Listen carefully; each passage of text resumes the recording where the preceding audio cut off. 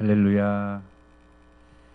예, 그 모세 이야기 지난번에 저희들이 좀 앞에 했습니다만은 시간적으로 또 여러 부분들이 있어서 그 부분에 관련돼서 조금 더 오늘은 모세 탄생과 관련된 모세 탄생에 무슨 숨겨진 비밀이 있는 것 같습니까? 혹시 숨겨진 비밀의 아이, 뭐 탄생의 비밀, 그건 아니고 그 얘기에 아마 지금까지 별로 생각하지 못하셨던 것들이 있을 것이라고 생각해서 모세 탄생의 숨은 이야기 얘기를 좀 하려고 합니다. 우리가 이미 성경의 구약 성경의 내용들을 많이 다 모르시더라도 모세의 이야기들은 아주 많이들 알고 계시잖아요. 그런데 아마 이런 얘기는 아마 처음 들어보셨을 것이다.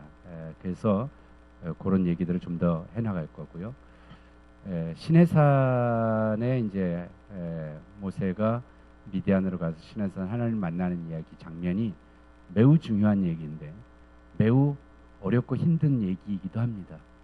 오늘 제가 와서 주보를 보니까 하나님, 야훼, 여호와, 엘로힘 뭐 이런 얘기들이 써 있고 그게 계속이라고 되어 있는데 제가 여쭤보려고 그랬는데 그 기록을 지금 누가 쓰고 계시는지를 여쭤보려고 그랬는데 어쨌든 그 얘기들도 많이 길어서 오늘 다 할 수가 없어서 제가 일부러 그 부분을 뒤로 다음으로 연기했습니다. 그리고 우리가 아주 잘 아는 얘기인 것 같은데 아마 우리 신각교회 교우 여러분들도 놓치고 있는 부분들이 있었을 것이다 싶고요. 그리고 오늘 이 강좌를 들으신 분들은 여러분들이 스스로 복되도다. 아마 이 모세 이야기를 누구나 다 알고 있는 한국교회 교인들이지만 성경을 늘 봐도 못 보고 지나치는 부분이 충분히 분명할 것이다. 그래서 오늘 제가 여러분들에게 귀한 탄생의 비밀 얘기를 들려드리겠습니다. 뭐 무슨 정률의 탄생의 비밀을 얘기하는 건 아닙니다만은 하여간 그래서 오늘 모세의 탄생의 숨은 이야기를 들려드리겠습니다. 지난 성서 여행을 잠깐 얘기를 하는데요. 지금 이제 출애굽의 이야기 우리가 알고 있습니다만은 이스라엘 백성들의 신앙 고백의 가장 중심이 바로 우리가 애굽에서 종살이했을 때 하나님께서 우리를 그곳에서 이끌어내셨다. 이게 가장 중요한 겁니다. 그래서 출애굽 신앙 고백이 이스라엘의 자기들의 고백이 가장 중요한 얘기입니다. 예를 들어서 여러분들이 각자의 신앙의 경로들이 다 다르죠. 나는 어디서 어떻게 해서 교회를 다녔고 예수님을 영접하고 다 다르실 겁니다. 그러나 거기 그 우리들의 신앙 고백의 중심은 어느 날 내가 주님을 만나 주께서 나를 구원하셨다라고 하는 고백입니다. 이스라엘 백성들에게 있어서 바로 하나님께서 우리를 구원하셨다. 하나님께서 우리를 애굽의 종살이에서 이끌어내셨다. 이 고백이 이스라엘 백성의 민족의 가장 근본이 되는 고백이다. 그래서 이 출애굽 신앙 고백을 매우 중요하게 생각하셔야 되고, 그리고 이 출애굽의 신앙 고백 이야기는 단지 이 출애굽기 얘기만이 아니라 구약성서 전체에 걸쳐서 끊임없이 나오는 이야기입니다. 그래서 다시 한번 강조하지만 이 출애굽기의 이야기들을 매우 중요하게 봐야 한다라는 얘기를 드리고요. 지난번에 얘기를 했습니다마는 그냥 하나님께서 이스라엘 백성들을 구원한 게 아니라 하나님이 사람을 통해서 역사하십니다. 아멘. 사람을 통해서 역사하십니다. 사람을 통해서 역사하십니다. 언제나 그 이야기를 하는데 우리가 잘 아는 출애굽 누가 시켰죠? 하나님께서 누굴 통해서 다들 100이면 100 얘기하는 게 모세를 통해서요. 모세를 통해서요. 어느 날 하나님께서 아브라함을 갈대아 우르에서 부르시듯이 어느 날 하나님께서 모세를 부르시면 돼요. 모세라는 사람이 있다. 그걸 불러가지고 너 가서 내 백성들을 애굽에서 이끌어내라. 그렇게 성서가 기록해도 되죠. 어느 날 갑자기 뜬금없이 아브라함을 부르듯이 말합니다. 그러나 모세의 이야기를 통해서 할 때는 매우 중요한 얘기를 성서가 기록하고 있다는 이야기입니다. 그 이야기가 바로 바로 왕의 대학살이 있었다. 근데 그 대학살의 이야기들을 모세를 어느 날 순간 부르지 않고 놀랍게도 그 구출의 역사, 대학살 속에서 한 생명을 살리는 그 역사의 이야기들을 이끌어갈 때 끊임없이 여성들을 등장시켜서 하고 있는 역사들이 있더라. 남성과 여성을 구분해서 얘기하려는 것이 아니라 우리는 흔히 구약성서의 많은 이야기들, 구약성서는 유대인들의 이야기고 유대인들은 그 당시에 고대 유대인들은 가부장적인 문화 이데올로기고, 그래서 여성들은 아주 비하시켰다, 이런 식으로들 구약 성서라든가 그런 식으로 많이 알고 있습니다만은 어쩌면 그렇게 많이 들어왔는지도 모릅니다.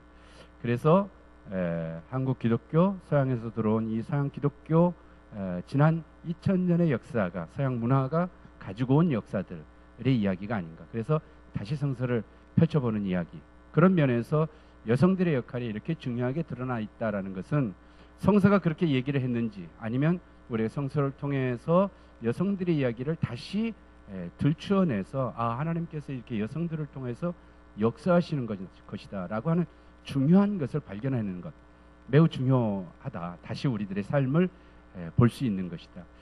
그 이야기는 남성과 여성의 구분의 이야기가 아니라 이스라엘 백성들이 가장 중요한 출애굽 역사의 서막의 역사를 매우 대립하고 있는 힘의, 권력의 이렇게 갈등 구조가 있는데, 우리가 출애굽 처음 얘기할 때 무엇을 얘기했냐면 바로 하나님께서 아브라함과 이스라엘 조상들에게 약속했던 하나님의 약속, 구원의 약속과 그것에 대항하는 애굽의 세상 권력의 왕과의 그런 갈등 관계들이 있었다. 그래서 하나님의 약속을 이어가는 것을 파로가 그것을 억압하고, 그리고 그것을 은밀히 자기의 죄상을 드러내지 않게 증거인멸 해가면서 다 죽이려고 했던 것. 그러나 하나님의 구원의 언약의 약속의 구원사의 이야기들을 통해서 이스라엘 백성들이 계속 강성해지고 하는 이야기들을 보여줬다. 이 얘기들을 통해서 이름 없는 사람들이 아니라 그 역사에서 히브리 3파 여성의 두 사람의 이름을 거론하고 있다라고 하는 이야기들을 많이 했습니다. 그 얘기의 중심은 뭐냐면 성서의 기록의 굉장히 중요한 핵심이 가부장적 어떤 권력을 가진 바로의 역사가 아니라, 히스토리가 아니라, 그의 이야기가 아니라 허스토리다라는 이야기들을 했습니다. 그래서 여성들의 이야기가 매우 중요한 점을 보아야 한다. 여성들의 이야기뿐만 아니라 출애굽의 이야기는 결국 고통받는 이스라엘 백성들의 해방의 역사, 그들에게 관심을 갖는 하나님, 주인에게 관심을 갖지 아니하고 종의 신음소리에 관심을 갖는 역사의 기록이 성서다라는, 일반적인 보편적 역사가 아니라 매우 하나님께서는 일방적인 어떤 한편, 그래서 당파적인, 그래서 하나님께서는 고통받고 신음소리에서 울부짖는 자들의 신음소리를 듣고 그들을 구원하신 하나님의 역사를 이끌어간다라는 게 성서의 이야기라는 것이죠. 그 대학살의 이야기를 통해서 이스라엘의 출애굽 역사, 우리를 구원하셨다, 오 할렐루야 하고 기뻐하고 감사하고 기념하는 것이 아니라, 우리의 이 구원의 역사는 애굽에서의 종살이뿐만 아니라 그 이전의 대학살이라고 하는 것을 분명하게 영원히 자손 대대로 잊지 말아야 한다라고 하는 기록 역사를 담고 있다라는 것입니다. 그 속에서 모세의 탄생 이야기를 들어갑니다. 잠시 여기 들어가기 전에 한 장면을 보여주겠습니다. 그저께 있었던 일이죠. 미국의 새로운 제45대 대통령 도널드 트럼프 대통령의 이제 취임식 날의 모습, 선서하는 모습이죠. 갑자기 주일날 은혜가 안 되시나요? 이 모습은 좀 은혜로우신가요? 야, 참 미국이라는 나라는 정말 이렇게 대통령이 돼도 하나님의 말씀 위에 손을 얹고 선서하는 나라. 정말 저렇게 기독교 국가이니까 정말 복받는 나라인가 보다라고 흔히들 생각하시지요. 흔히들. 들어보십시오. 소리가 조금 키워주시겠습니까? 대통령 취임식의 이야기. From this day forward, it's going to be only America first. America first.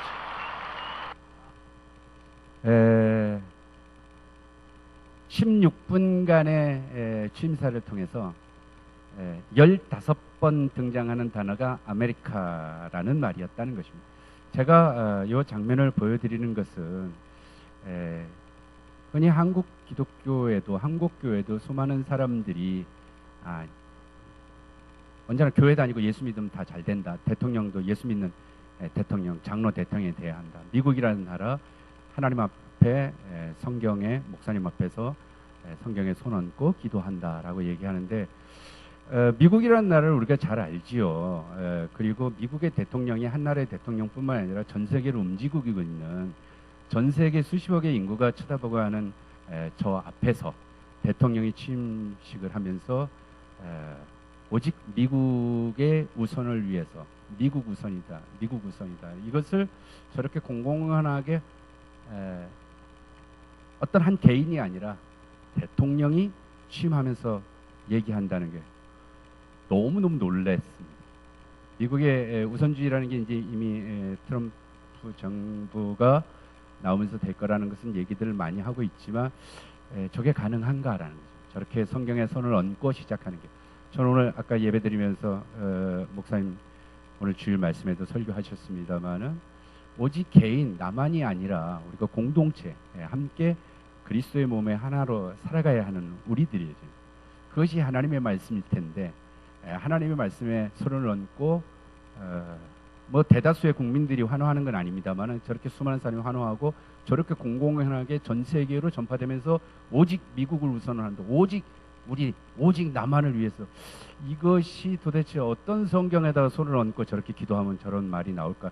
굉장히 우려되지 않을 수 없는 현실이다. 그래서 우리 기독교인들이 오늘 우리들이 하나님의 말씀에 손을 얹고 우리가 하나님 말씀을 보는 면에서도 매우 중요한 부분이다라고 해서 지금 현실에서 벌어지고 있는 일들을 잠시 여러분에게 말씀을 드린 것입니다. 성소에 손을 얹는다는 게 뭘까? 그것이 도대체 무엇을 의미할까? 하나님의 말씀대로 순종하겠다라고 하는 그 믿음의 조상들로부터 내려온 그들의 어떤 믿음의 약속이라고 할까요? 그것을 따르는 부분이겠죠. 기독교 국가라고 뭐 종교가 자유가 있다고 하지만은 그 하나님의 말씀, 그 말씀은 어디에서 누가 왔느냐? 우리가 얘기하는 성경 말씀 전부입니다만은 지금 저희가 출애굽기 공부를 하고 있습니다. 모세에 대해서 알려고 합니다. 좀 더 좁게 얘기하면 하나님께서는 바로 이 모세에게 하나님 말씀을 다 주신 것입니다. 그래서 이 하나님 말씀을 받은 모세는 누구일까? 정말 이스라엘 민족의 위대한 지도자였던 위대한 민족의 영웅 모세. 그가 하나님께로부터 직접 받은 이 하나님의 말씀, 그것을 이스라엘 백성에게 전해줬던 모세.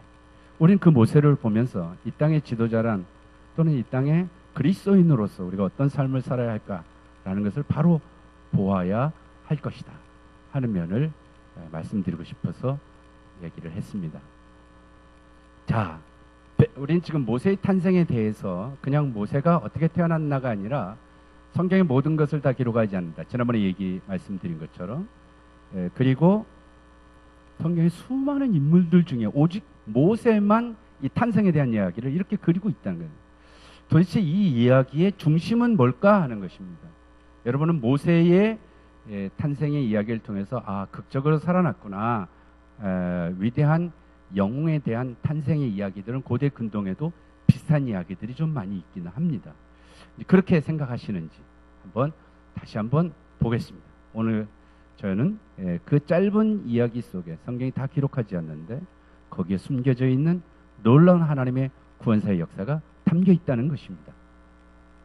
우리가 잘 알듯이 우선 이야기를 통해서 지난번에 자세히 못 본 게 있습니다. 레위 가족 중 한 사람이 가서 레위 여자에게 장가가 들어서 그 여자가 임신의 아들 낳으니 그가 잘생긴 것을 보고 석 달 동안 그를 숨겼다. 이게 출애굽기 2장의 시작입니다. 이 2장의 시작은 그냥 읽으면 안 돼요. 그냥 읽으면 그런가 보다. 모세는 저렇구나라고 얘기할 수 있습니다만 가장 중요한 내용이 뭘까요? 1장 다음입니다. 1장의 마지막은 모든 남자아이들을 히브리에 태어나는 모든 남자아이들을 다 죽이라는 왕의 전국에 걸쳐서 모두에게 그렇게 명이 떨어진 상황이라는 거예요. 그러한 상황 속에서 한 히브리인 가족, 여기서 지금 레위인 가족이 아이를 낳았다.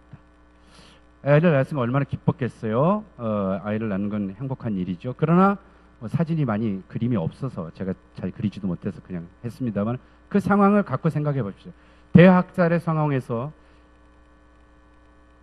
누군가는 아기 낳으면 죽을 거니까 당분간 아기를 낳아서는 안 되겠다든가, 아니면 그 속에서 임신한 엄마들은, 부인들은 어떤 생각을 하고 있겠습니까? 아니, 몸을 숨기려고도 했을 것이고, 어쩔 수 없이 태어난 아이를 어떻게 할 수도 없는 이 상황 속에서 한 아이가 태어났다. 이것은 성경이 많은 얘기를 하지 않지만 이런 얘기를 하고 있다는 건 매우 중요하다. 모세가 그냥 태어났다라는 얘기만이 아니라는 것입니다. 그것을 염두에 두고 읽으셔야 합니다. 출애굽기 2장에 단지 레위 사람이 레위 여자하고 결혼했다라고 얘기를 하는데, 출애굽기 6장에 가면 모세와 아론의 이야기를 하고 그 족보들이 있습니다. 그 족보에 보면 모세와 아론의 자손은 조상은 이러하다. 그래서 이스라엘 백성들이 야곱의 12아들의 12지파가 나오잖아요. 그래서 제일 첫 번째가 루벤이 이렇다. 그리고 루벤, 시므온 이렇게 나오고, 그 다음에 레위까지만 나와요. 그 다음 12지파 얘기는 안 해요. 왜냐하면 모세와 아론이 레위 지파이기 때문에, 모세와 아론이 레위 지파 어디서 나왔냐, 레위 다음에 유다 지파는 또 누구고, 이렇게 족보를 전체를 얘기 안 하고 바로 이 모세와 아론이 레위 지파에게서 나왔다는 얘기를 하고 싶어서 그 출애굽기 6장에는 족보를 쓰게 됩니다. 이 족보를 얘기할 때 레윗의 자식 중에 고핫이 있고, 고핫의 자식 중에 아므람이 있는데, 이 아므람이 요게벳과 결혼해서 모세와 아론을 낳았다. 물론 나중에 나가면 딸이 또 있죠. 2장에 등장하고 있는 미리암이라고 하는 또 딸이 있습니다. 그래서 부모의 이름이 이제 그 자리에서 나타나게 됩니다만은, 부모의 이름이 또 다른 곳에서 큰 역할을 하고 있지는 않습니다만은, 중요한 건 레위 지파 사람이라는 얘기를 하고 있기 때문입니다. 왜냐하면 이제 후대에 가면 레위 지파가 곧 제사장 가문이 됩니다. 12지파들 중에서 그런 제사법이 결국 모세를 통해서 시내산에서 하나님한테 법을 받고 그런 제사 법령들이랑 줄줄이 나오게 되면, 결국 레위 지파 그 위에 조상들도 있지만 레위 지파 모세 때부터 그렇게 되면 아론이 제일 첫 번째 대제사장이 되고, 아론계 제사장 계열이 나가는 그런 자신의 그 가문의 족보 때문에 레위 집안이다라는 이야기들을 적어놓고 있습니다. 아이가 잘생겼다. 그렇게 그냥 우리가 보면 아이를 봤더니 레위 집안에서 애가 태어났는데, 보니까 참 이쁘더라. 이뻐서 숨겼다? 이쁘니까 숨겼다? 미우면 그냥 버리나요? 근데 그 잘생겼다, 또는 뭐 준수했다, 용모가 예뻤다, 이런 말이 많은데, 히브리어에서는 여기서 토부라는 말을 썼어요. 히브리어 토부라는 말. 근데 이 토부라는 말이 아름답다, 이렇게 잘생겼다, 이런 뜻도 그냥 일반적인 뜻이 있습니다만은, 이 토부라는 말이 창세기 1장 하나님께서 첫째 날, 둘째 날, 셋째 날 이렇게 빛이 있으시니 빛이 있었고 하나님 보시니 좋았더라. 끊임없이 얘기할 때마다 이 도부라는 말입니다. 이게 도부가 그냥 그렇게 쓰이는 말, 일반적인 뜻도 있지만 성경에서는 매우 중요한 얘기입니다. 우리가 창세기 처음 할 때 기억나실지 모르지만, 선악과다라고 할 때 선과 악은 바로 이 선이 도부입니다. 도부. 악이 라하고. 그래서 하나님이 보시는 게 선이다, 도부다라고 얘기하는 것은 하나님의 창조 질서의 가장 중요한 기본 질서의 원칙으로 삼은 것이 바로 이 도부라고 하는 것입니다. 거기에 반대되는 것이 뭐냐? 폭력, 하마스로 인한 것이 악이다.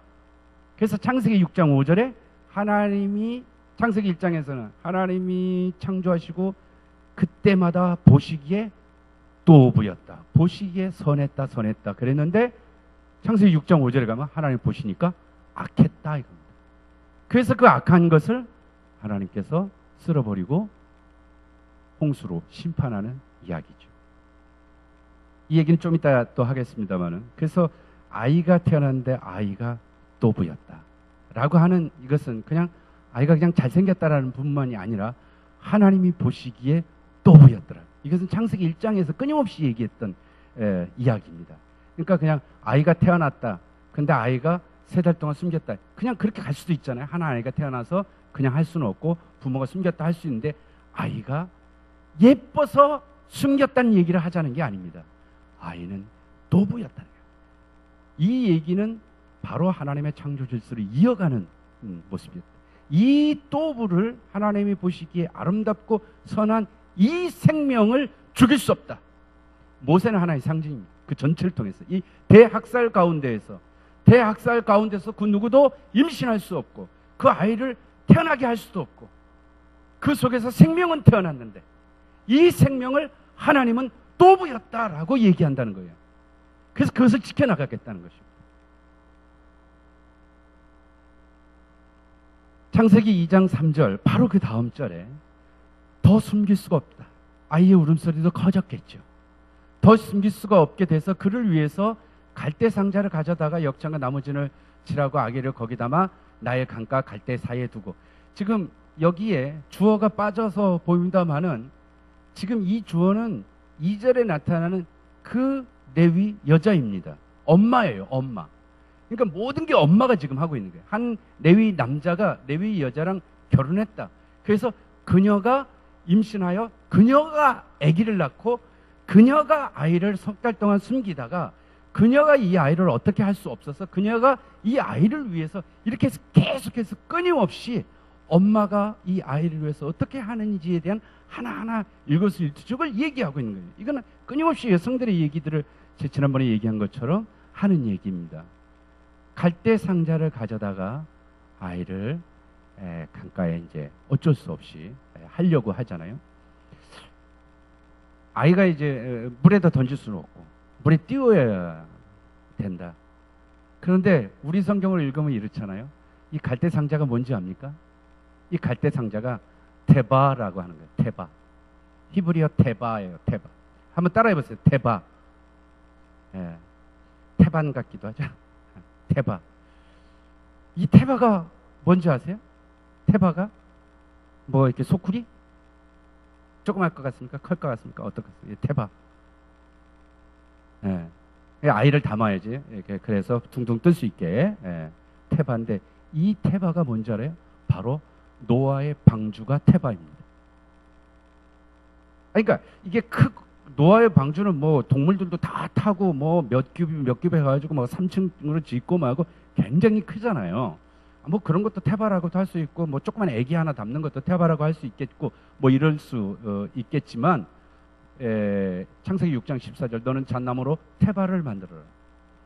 그리고 이 테바라고 하는 말이 창세기 6장에 하나님께서 노아를 불러가지고 이제 그 방주를 만들다 하고 그 다음에 방주를 짓는데 그 방주에 뭐 들어와라 또 방주가 그래서 이제 비가 와서 방주가 물에 떴고 그래서 방주 안에 있는데 방주에서 뭐 비둘기를 내보내고 방주가 아라라산에도 이렇게 방주 계속 얘기 나오잖아요. 그래서 창세기 9장까지 노아 홍수의 얘기가 나오는데 그때마다 노아 홍수 때의 그 방주 테바 나온 다음에 구약성경 창세기부터 말라기 전체를 통해서 테바라는 단어는 한 군데도 나오지 않습니다.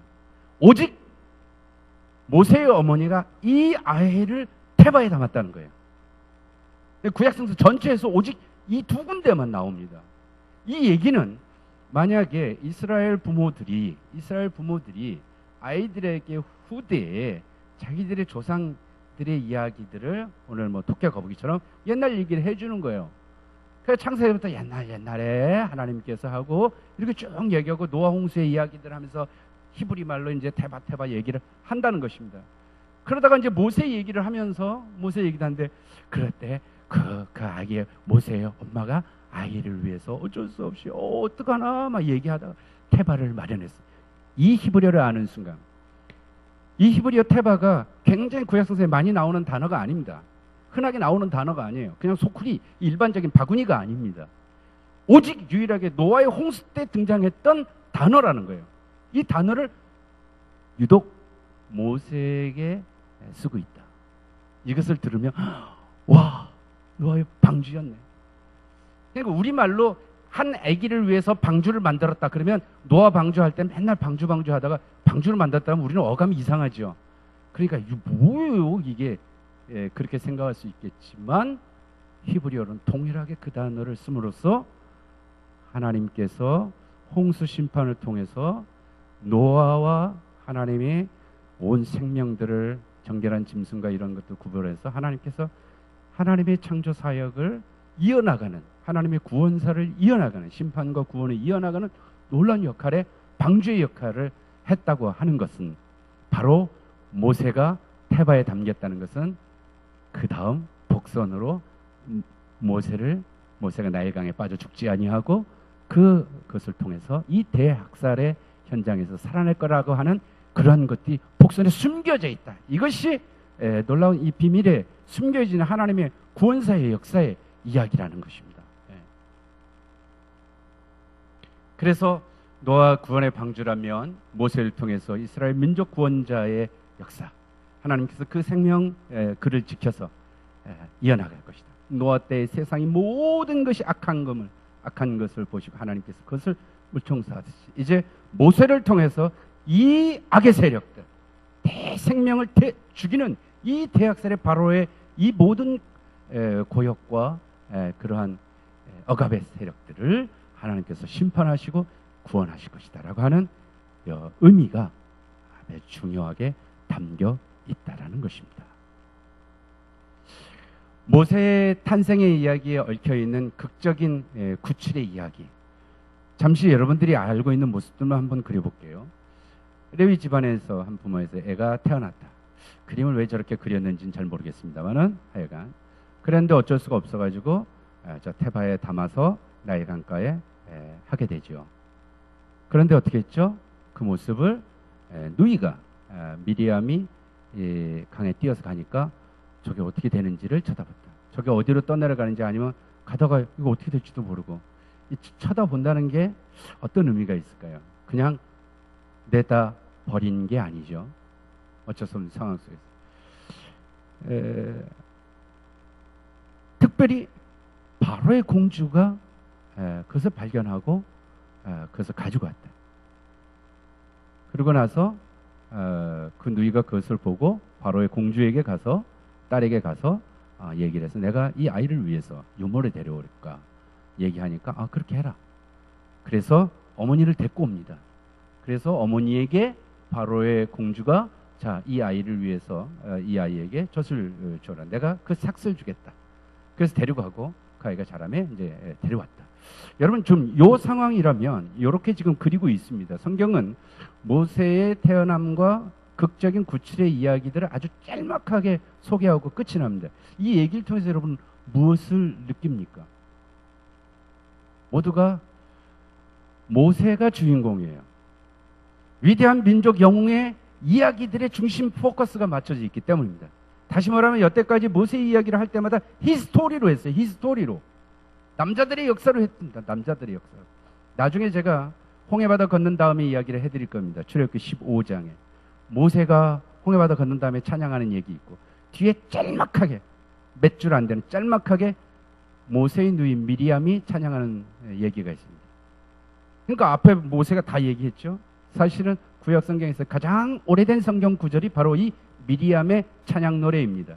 그러니까 미리암의 노래가 더 먼저였어요. 가장 오래된 찬양구입니다. 제 얘기는 다른 게 아니라 이 이야기들을 통해서 우리는 언제나 출애굽기 2장은 모세의 위대한 이스라엘의 민족 지도자, 위대한 영웅의 극적인 구출이라고, 극적인 구출. 그리고 그가 결국 바로의 공주되는 것은 바로의 왕궁에 가서 왕자로서, 이집트 왕자로서 사는 어떤 그쪽에 맞춰져 있다는 것입니다. 그러나 여러분 다시 한번 출애굽기 1장과 2장을 넘어가면서의 상황들의 지금 얘기 스토리는 저 스토리인데 전부 여자들의 이야기입니다. 저 스토리에 포커스를 맞춰서 여러분이 그림을 그린다면 어떤 그림을 그릴 것 같습니까? 첫째로 아이가 태어났습니다. 이때 태어났을 때 부모의 얼굴이 흐뭇하고 행복하지만 그 행복한 아이의 탄생에 대한 축복을 이웃에게 공표하고 기뻐할 수 없는 이 탄생의 이 아픔의 그림을 그려 넣어야 합니다. 그리고 밤낮으로 아이를 돌보면서 숨기고 아이의 울음소리를 어떻게 소리가 새나가지 않게끔 그래야만 하는 세월들이 도저히 어떨 수 없는 석 달이라는 세월을 가지고 갔다는 이야기들을 기억해야 합니다. 이럴 때마다 저도 부끄럽습니다만 아기 태어나고 저도 계속 자게 되더라고요.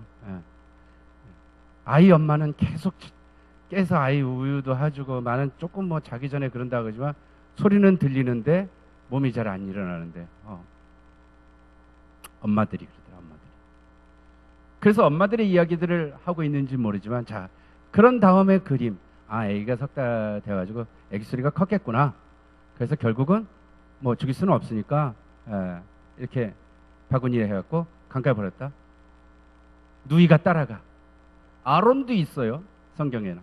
아빠도 있고 아론도 싹 빠져 있어. 모든 역사의 주관들이 남자들이 다 해나가는 일이면 남자들이 나서야 되는데 남자들이 거론되지 않고 있다라는 것입니다. 저 장면에서는 어땠을 거라는 거예요. 아유 이거 바구니 좋네. 방수가 잘 돼갖고 물도 안 셀 거야 하고 기분 좋게 물놀이 해라. 아이들 물놀이 어디 유원지 가서 보트 태우듯이 그랬겠어요? 저 상황을 그려내고 있다는 것입니다.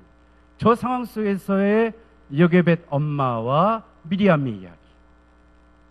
그리고서 거기서 물에서 애기 소리도 나오고 어떻게 하고 이것을 이제 손에 놔야 되는 그 순간 무슨 성경의 얘기는 안 나왔습니다만 어쨌든 그 상황을 간략하게 얘기하고 있습니다. 이때 엄마가 그 바구니에서 손을 떼게 하는 순간 이것을 영화하고 시나리오를 집어넣으면 어떤 지문과 대사를 집어넣겠습니까? 미리암이 엄마 안 돼. 이제 손 놔야 돼. 소리칠 수 없고 쫓아갈 수 없고 엄마가 푹푹 빠져가는데 그래서 엄마를 놔두고 미리암이 그러나 쫓아가는 거예요. 그러다가 다른 사람도 아니고 바로의 공주와 시녀들에게서 발각이 됐다. 자 그러면 성경은 이렇게 얘기를 합니다. 아예 보고서 바로의 딸이 자기 시녀들 중에 한 시녀를 불러서 저기 가서 저게 뭔지를 갖고 와라. 그리고 한 시녀가 가서 가지고 왔어요. 열어보니 성경 구절을 뭐라 했는지 바로의 공주가 보니 히브리 아이구나 라고 알아차렸어요. 어떻게 알아차렸을까요? 흔히 유대인들에게서의 랍비의 전승에 의하면 이집트에도 할례를 했습니다. 아이들의. 근데 이집트는 청소년이 되면 할례를 했어요. 이집트의 벽화들에도 할례하는 것도 있습니다. 이스라엘은 난지 8일 만에 할례를 하니까. 그러니까 아기를 보고서 할례가 되어 있는 모습을 보고 히브리인이다 라고 알았다는 겁니다. 물론 이제 성경에 그런 얘기는 없습니다만. 아니면 아기를 저렇게 바구니에다 나일 강가에 버린다라고 얘기하는 것이 그것을 갖고 와서 아기가 있으니까 히브리 사람들이 버렸구나 라고 쉽게 알아차렸을 수도 있을 것이다. 그렇다면 그런 일이 모세 집안만, 그러니까 아므람과 요게벳이 태어난 모세를 그렇게 했다라고 안 하고 이름을 적지 않은 이유 중에 하나는 한 레위 사람이, 그것은 이제 레위 지파를 하기 위해서 한 레위 여자와, 이 얘기는 아므람과 요게벳이 독특하게 자기네들의 특별한 방식으로 아기를 그렇게 숨기고 살린 얘기가 아니라 이집트에 살던 당시에 히브리 사람들, 이스라엘의 12지파의 온 가족이 다 그랬을 수도 있다는 것입니다.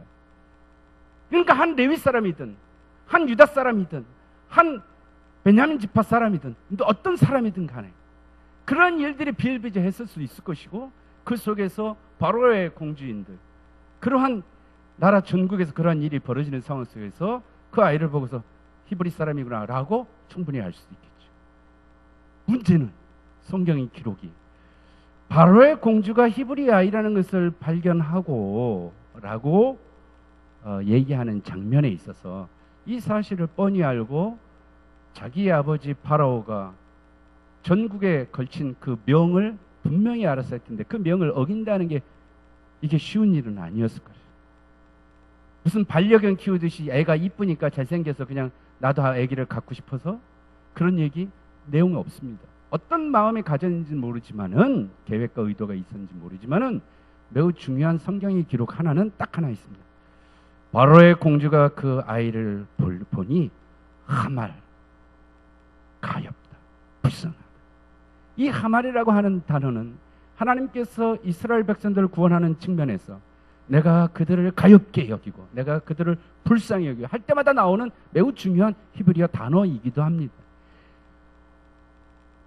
적대 국가의 적대자의 살인자의 원수의 딸에게서도 한 생명을 불쌍하게 여기는 마음이 있어서 그 히브리 아이를 살릴 수밖에 없었다는 역사를 하나님의 구원사를 해나간다.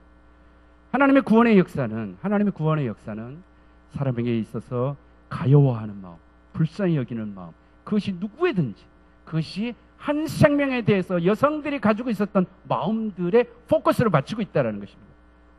이 아이를, 히브리의 아이이고 다 세상이 그렇지만 이 아이를 발견한 상황에서 그대로 떠내려 볼 수 없고 그대로 강가에 버릴 수 없었다는 그 이유가 하말이었다라는 거예요.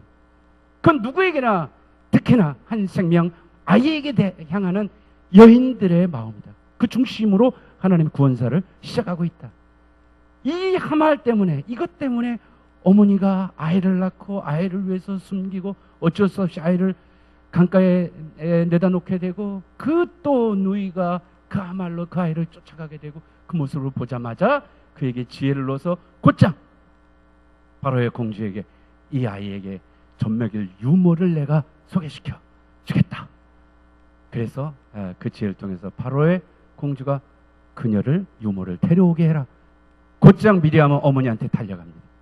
그래서 어머니를 데리고 왔어요. 수많은 얘기들이 있을 것입니다. 그 속에서.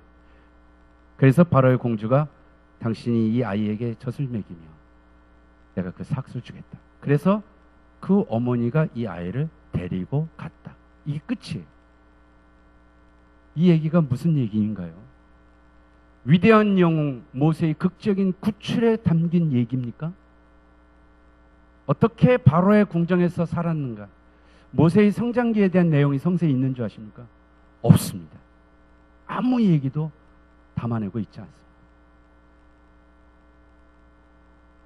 모세가 바로의 공주에게서 목숨을 구했지만 어머니에게 가서 자랐다. 유대인의 가정교육. 그래서 생모에게서 자라났다. 그래서 유대인 교육을 잘 받았을 것이다. 그랬기 때문에 모세가 장성한 즉 한 다음에 밖에 나가서 이집트인이 자기 동족을 때리는 것을 보고서 자기가 히브리 사람이니까 그 사람을 죽였다. 그래서 엄마한테 그런 교육을, 너는 애굽의 왕자가 아니다. 그러면서 그런 교육을 받았을 것이다. 뭐 이런 얘기들이 흔히들 있었지요. 얼마나 그렇게 교육을 어머니한테서 그러면 가정교육을 받았을까요? 이 모든 얘기는 모세를 중심으로 생각했기 때문입니다. 모세를 중심으로. 성경은 아주 단순하게 얘기합니다. 미리암이 그 당시에 바로의 공주에게 가서 이 아이에게 유모를 데려다 줄까? 그래라. 이 얘기는 뭐죠? 왜 당장 유모가 필요합니까? 무슨 가정부가 필요한 게 아니에요. 내가 아이를 보모가 필요한 게 아닙니다. 중요한 건 뭐예요? 이 아이의 생명에 가장 시급한 지금 젖을 물리는 일이라는 거야. 이 아이의 생명을 살려야 할 생명이 담지자가 필요하다는 것입니다. 그래서 어머니를 데리고 오고, 그리고 어머니가 가서 그 엄마가 얘에게 젖을 먹여서 그렇게 한 다음에 어떻게 하냐? 아이가 자라매 아이를 바로의 공주에게 데려다 줬다. 끝.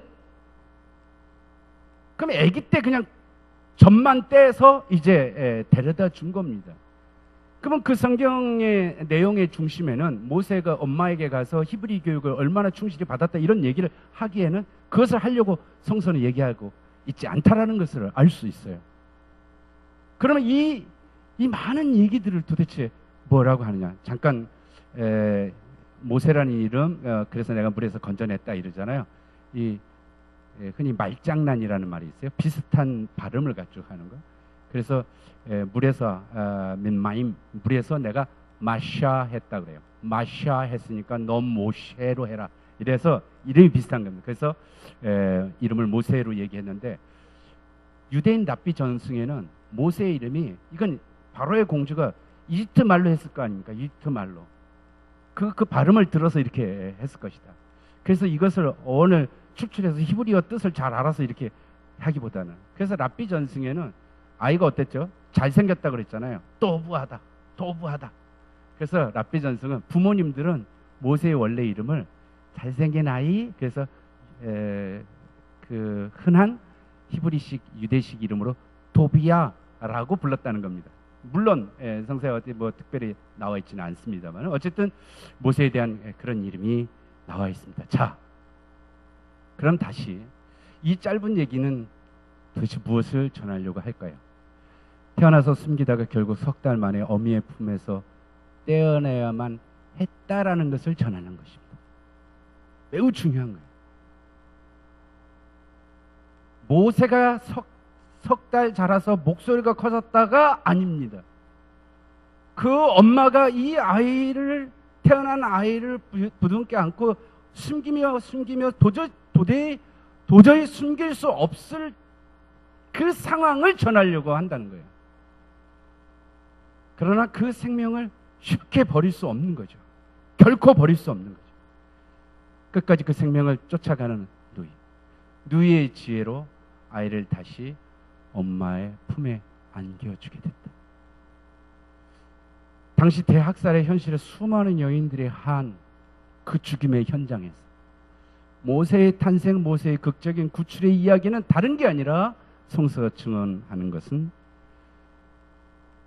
남자들의 권력, 지배자의 권력, 자기의 권력을 위해서 오직 우선주의라고 하면 오직 애굽, 오직 파라오에 의해서 다른 사람들을 다 죽이려고 명령했던 그 대학살의 현장에서 누구나 다 아이들을 죽이려 수 없는 그 상황에서 성서가 얘기하는 증언은 위대한 민족 영웅이 어떻게 태어날 때부터 그렇게 위대하게 구출이 됐느냐가 아니라 어떤 생명이라도 그 어미의 품에서 떼어낼 수밖에 없는 그 아이는 자기의 생명을 유지하는 젖을 떼지 못하는 어머니의 품으로 돌려보내진다는 이야기가 중심이라는 거예요.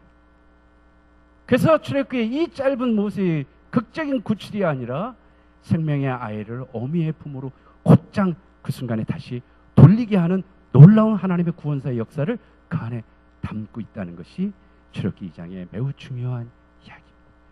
이렇게 성서를 보는 것이 바로 히스토리의 역사가 아니라 허스토리의 역사로 보는 이야기인 것입니다.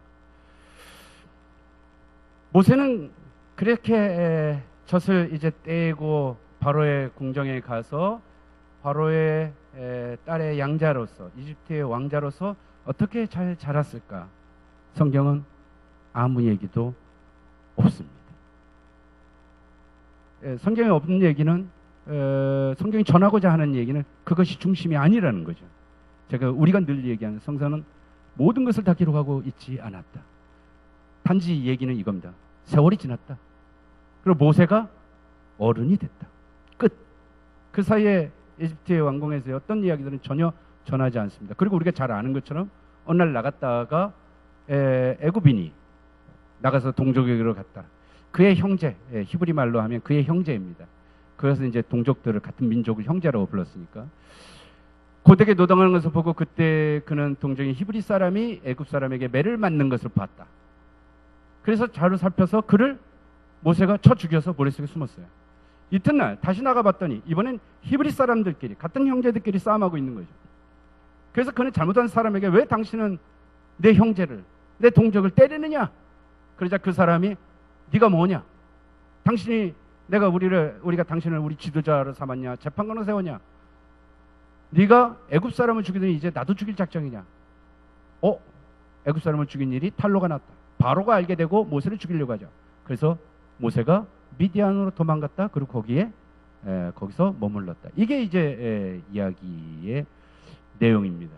자, 그러면 모세의 위대한 민족 영웅의 지도자 모세가 어떤 그의 청소년기를 지내고, 더더군다나 누구라도 궁금해할 수 있는, 극적으로 구출돼가지고 세상에 히브리 사람을 다 죽이라고 하는 그 바로의 왕궁에, 그것도 신하도 아니고 왕자로 들어가서 대단한, 그에 대한 관심이 있을 것 같지만 성경은 그거에 대해서 전혀 관심이 없다.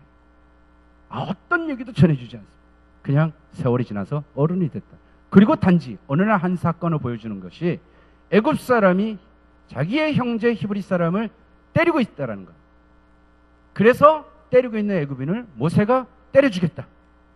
그리고 그 다음날에 히브리 사람끼리 싸우니까 왜 싸움하냐? 그랬더니 네가 뭔데 그러냐? 그래서 모세가 도망쳤다.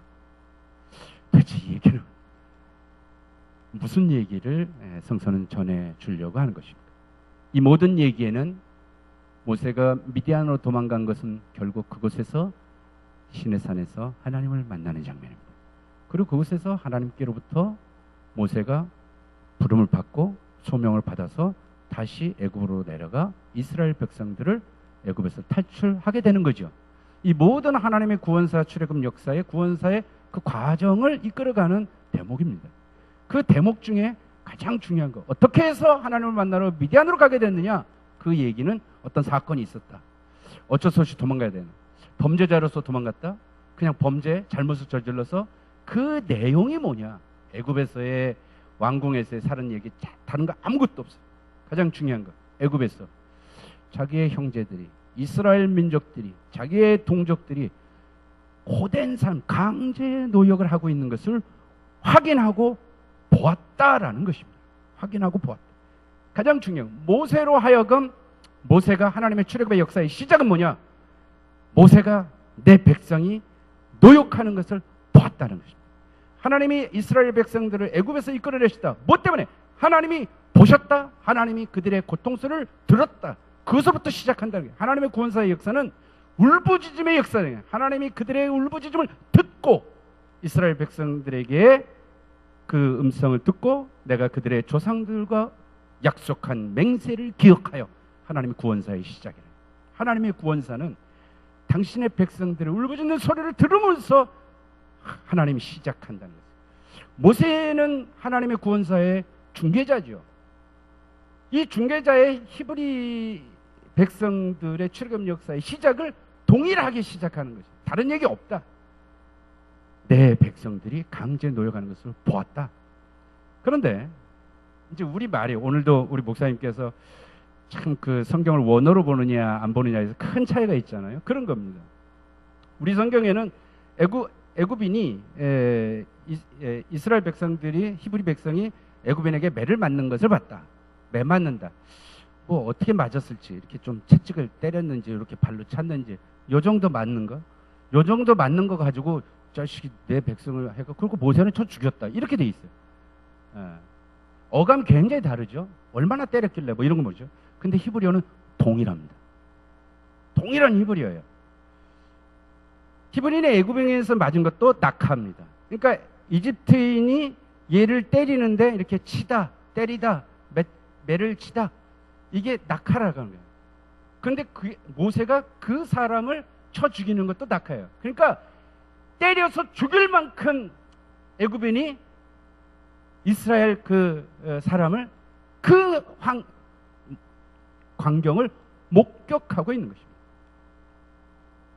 자, 이게 세월이 지나서 한 장면이 아니라 지금 무슨 장면이죠? 지금 출애굽기 1장과 2장이 계속 끊임없이 똑같은 얘기를 하고 있는 것입니다. 다시 말하면 힘을 가진 자가 약한 자들을 죽이라고 하는 현장이래요. 바로가 모든 히브리의 남자아이들을 다 죽이라고 하는 그 상황, 대학살의 상황. 그 속에서 하나님께서 살려서 그 언니의 품에 생명을 살리는 역사. 그래서 그 생명이 살아나서 이제 그를 통해서 구원의 역사를 시작을 어떻게 하느냐? 이들을 때려 죽이려고 하는 상황을 보게 된다는 것입니다. 그래서 그 죽이는 삶을, 그를 죽이는 자를 모세는 그에게 역시 때렸다. 물론 이 사람이 저 사람에게 폭력을 쓰니까 내가 가서 저 사람한테 폭력 쓰는 것, 이것이 정당하냐 아니냐, 이거 갖고 논쟁할 수 있는 게 뭐 할 수 있겠죠. 그러나 성경은 지금 그 얘기를 하는 게 아닙니다. 모세의 행동이 옳으냐 틀리냐를 얘기하지 않습니다. 그러나 성경 계속적으로 반복하는 게 뭐냐면 이집트인이 히브리인을 낙하했다. 그래서 모세가 그 애굽인을 낙하를 한 거예요. 근데 그 다음 날은 이제는 같은 형제들, 같은 민족, 같은 동족끼리 싸움을 했다. 그냥 둘이 이렇게 치박해 싸움한 게 아니에요. 한 사람이 한 사람을 낙하하는 것입니다. 그런데 이번에는 같은 형제들이야. 그래서 모세가 두 사람에게 싸움하는 두 사람에게 얘기하는 게 아니라 그 잘못한 자 누구? 한 사람, 이 사람을 낙하해서 때려 죽이게 하고 있는 그 사람에게 네가 어떻게 해서 이걸 낙하하느냐라고 하는 얘기를 하고 있는 것입니다. 이 얘기는 모세의 이야기를 통해서 이스라엘 역사 전체를 통해서 하나님의 이스라엘 백성들에게 법을 주잖아요. 나중에 얘기하겠습니다만 이스라엘 애굽에서 탈출해가지고 약속의 땅 가나안으로 직접 가면 되는데 그렇지 않죠. 시내 산에 가게 됩니다. 그 이유가 있어요. 그 조상들에게 약속했던 그 땅에서 살려면 어떻게 살아야 되느냐? 하나님 말씀대로 잘 살아야 돼요. 그 하나님 말씀이 뭐냐? 먼저 받아야죠. 그래서 법과 사회입니다. 그 법이 뭐냐? 시내 산에서 받는 거예요. 이 법을 너네들 이거 지켜라 613개의 법률이 있습니다. 이 모든 것을 지키는 가장 근본적인 이유가 뭐냐? 너희들이 애굽에서 종살이했다라. 너희들이 애굽에서 종살이했으면 내가 너희들을 구원해서 이끌었다. 그렇기 때문에 너희들은 이 법들을 지켜야 한다는 게 가장 중요한 것입니다. 그 중요한 것들이 이 모든 것들의 법률들이 다양한 성격들과 내용들을 가지고 있겠지만 그것들이 뭡니까? 약자들을 보호하고 지켜야 할 의무가 있습니다. 그중에 가장 중요한 것, 그 누구도 어떤 생명을 죽여서는 안 된다 라는 것입니다. 대속죄일을 맞이해서 자기의 죄값을 속전으로 속해질 수가 있습니다. 그러나 생명을 죽인 자는 그 어떤 속전으로도 대속죄일에 염키푸르에 속죄받을 수가 없어요. 그만큼 생명이 중요한 것이다. 그런데 어떤 사람이 한 사람을 죽였어요. 그 다음에 어떻게 할까요? 그 사람 죽였으면 그 옆에 가장 가까운 친척이 반드시 죽인 자를 죽여야 합니다. 이게 뭐 사람을 죽이고 죽이기가 나쁘잖아요. 그게 아니라 이 얘기는 뭐예요? 넌 절대로 사람을 죽이면 그 옆에 이웃, 가장 가까운 그 사람도 아니면 그 다음. 다시 말하면 반드시 너의 죄값을 치른다. 그렇기 때문에 그 누구도 어떤 생명을 해서는 안 된다라고 하는 법률이 가장 중요한 사항이 있어요. 이게 모세로부터 받은 법입니다. 이 법률에 대한 가장 중요한 하나의 예화가 들어있는 장면이 지금 이 모세가 애굽인과 히브리인의 싸움과 히브리인들끼리 동족끼리 싸움에 대한 이야기를 보여주고 있는 것입니다. 그리고 하나님께서 애굽인들을 치고 나중에 10가지 재앙을 통해서 애굽에서 탈출시킬 때도 역시 하나님도 동일한 단어 낙하를 쓰고 있는 내용이기도 합니다. 그래서 출애굽기 3장에도 하나님께서 애굽을 내가 낙하하겠다라는 이야기를 합니다. 그래서 나중에 보면 모세가 바로왕에 가서 내 이스라엘 백성들을 이끌어내 해방시켜라 그랬더니 더 강제 노역을 시키잖아요. 더 치고 때리고 이럴 때마다도 끊임없이 쓰이는 단어가 바로 이 낙하입니다. 그러니까 출애굽기 2장에 모세가 애굽에 들어가서 왕자로서 어떻게 살았는지 그의 이야기들은 전혀 없어요. 그리고 출애굽하기 위한 하나님의 말씀을 받기 위한 미디안 땅으로 가서 시내산에 오르게 되는 그 짧은 얘기에 하나의 유일한 한 예화를 하나의 실례 사건일지 어떤 건지 모르지만 매우 중요한 이야기를 달고 있다. 근데 그 달고 있는 내용은 생명에 대한 얘기예요. 생명에 대한 얘기. 그리고 이 생명을 구원하기 위해서 출애굽이기 위해서 가장 중요한 게 낙하의 행위다. 하나님께서 애굽을 낙하하심으로써 이끌어내시는 것. 그것은 애굽인들이 히브리 백성들을 낙하하니까 하나님께서 개입해서 이집트를 애굽을 낙하하셔서 구원하시는 것. 이 동일한 모습이 바로 모세를 통해서 이 장에 드러난다라는 내용인 것입니다. 애굽에서의 강제 노역으로부터 하나님이 이끌어내신 출애굽의 신앙 고백. 모세는 해방자이고 인도자이고 지도자이고 그가 애굽으로부터 하나님께서 인도하시는 모세를 통해서 강제 노역으로부터 되는 이야기들. 조금 전에 제가 말씀드렸던 내용들이 이렇습니다. 그런데 문제는 뭐냐면 모세가 그걸 통해서 곧장 해방시키는 역사가 일어나지 않습니다. 애굽인들을 죽이고 거기서 폭동을 일으키고 뭔가 구테타를 일으키고 혁명을 일으켜서 수많은 히브리 사람들을 자기의 편을 만들어서 대애굽에 항전하는 그런 모습으로 위대한 영웅으로 만들지 않습니다. 오히려 동족들에게 배신을 당하고 바로에게 알게끔 돼서 거기서 도망가는 방법이죠. 여기에는 뭐냐? 모세는 아직 하나님으로부터 부름을 받지 않은 것입니다. 하나님의 구원사를 통해서 모세가 거기서 한 개인의 영웅으로서 애굽에서의 혁명을 일으키고 뭔가 해방을 맞이하는 것이 아니라 하나님의 명령에 의해서 하나님의 구원사에서 되어진다는 것을 아는 것입니다. 그래서 이제는 어떻게 됐냐? 모세가 가장 위급한 자기의 생명의 위기에 봉착하게 됩니다. 그래서 모세가 미디안으로 가게 됩니다.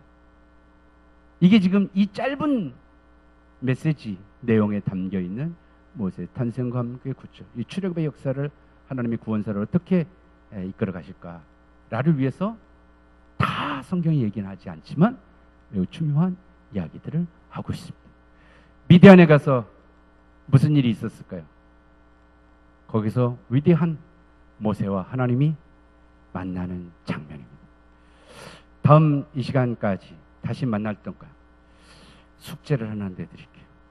왜 하나님은 하필이면 뜨거운 불타는 가시나무 저 속에 들어가 계셔서 얘기하실까? 하늘에서 구름 타고 손오공처럼 말씀하셔도 되는데 왜 불타는 저 가시나무 속에서 나타나시는 하나님? 출애굽의 역사 속에서 이제 제일 처음으로 모세가 여호와 야훼 하나님을 만나는 장면을 다음 시간에 하도록 하겠습니다. 고맙습니다. 기도합시다. 우리의 생명의 주인이 되시는 하나님, 세상에 살면서 우리의 고난, 아픔, 가슴을 찢는 그 아픔 속에서 세상이 모두 우리를 버리는 것 같지만 나 홀로 그 아픔을 당하는 것 같지만 하나님의 위대한 사랑과 하나님의 구원의 역사를 통하여 내 품으로 다시 귀한 생명과 기쁨과 환희를 가져다 주시는 주님을 알게 됩니다. 주님, 우리에게 언제나 그 힘이 되시고 우리의 생명을 지키시고 고통과 아픔 속에서 부르짖는 우리의 외침을 주님 응답하시고 우리를 도와주시고 이끌어 주시옵소서. 주의 말씀을 통하여서 이스라엘 백성과 함께했던 그 하나님께서 이제 세상으로 나가는 우리 모두에게 동일한 하나님으로 나타나시기를 주 예수 그리스도로 간절히 기도하옵나이다. 아멘.